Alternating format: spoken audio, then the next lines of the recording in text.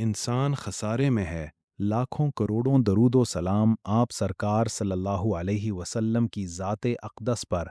क़ुरआन पाक में इरशाद है, किस्म है ज़माने की कि इंसान खसारे में है। सूरा उल अस्र। अगर इंसान खसारे में है तो तुम इंसान बन क्यों जाते हो, जबकि तुम्हें अल्लाह ताला ने पैदा फरमाया है फ़ितरत पर। जब एक इंसान पैदा होता है तो वो दीन फ़ितरत पे पैदा होता है। खैर और शर की पहचान उसके वजूद में वदियत कर दी जाती है, लेकिन जूं-जूं वक्त गुज़रता है वो अपने अंदर के इंसान होने के ख़साइस बढ़ाता चला जाता है। एक मासूम बच्चा बिल्कुल एक चिड़िया की मानंद होता है। जब भूख लगती है रोता है, दूध मिलने पर चुप कर जाता है। चिड़िया भी जब सुबह अपने दाने दिनके के लिए निकलती है तो उसको दूसरे दिन की फ़िक्र नहीं होती। इसी तरह बच्चे को भी अगली भूख की फ़िक्र नहीं होती। फ़ितरत उसकी माँ में जज़्बा-ए मोहब्बत पैदा कर देती है, जो उसकी खुराक और देखभाल की ज़िम्मेदार ठहरती है। गोया उसका रोना एक फ़ितरी अमल है, जब उसका जिस्म भूखा होता है। जूं-जूं वक्त गुज़रता है, उसके अंदर तकब्बुर, खुदपसंदी, इनाद, नफ़रत, झूठ, बुग़्ज़ दर आते हैं और वो इंसान बनने के रास्ते पर गामज़न हो जाता है और फिर बनता ही चला जाता है। इंसान बनने के बाद उसमें दौलत की भूख और लालच दर आती है और वो दूसरी दुनिया के साथ पैसे की दौड़ में शामिल हो जाता है। वो फ़ितरत और मासूमियत जिसके साथ उसको अल्लाह तबारक व तआला ने पैदा किया है, वो कहीं दूर उसके वजूद के अंदर दब के रह जाती है और वो अपने ऊपर ग़िलाफ़ दर ग़िलाफ़ चढ़ाता जाता है।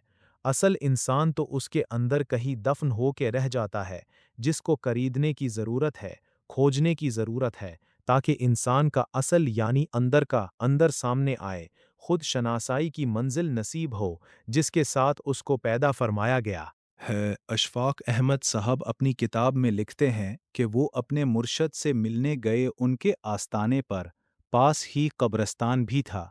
कब्रस्तान में कब्रों को देखते हुए उनकी नज़र एक कब्र पर पड़ी। आपने मुर्शद सरकार से पूछा कि जनाब, इस शख्स की उम्र क्या थी? मुर्शद ने फरमाया कि 2 साल। आपने जब कुतबा पढ़ा तो उसके मुताबिक उसकी उम्र 51 बरस बनती थी। आपने मुर्शद सरकार से फरमाया कि जनाब, मुझे लगता है कि कातिब कोई गलती कर गया है, तारीख पैदाइश दर्ज करते हुए गलत तारीख लिख दी गई है।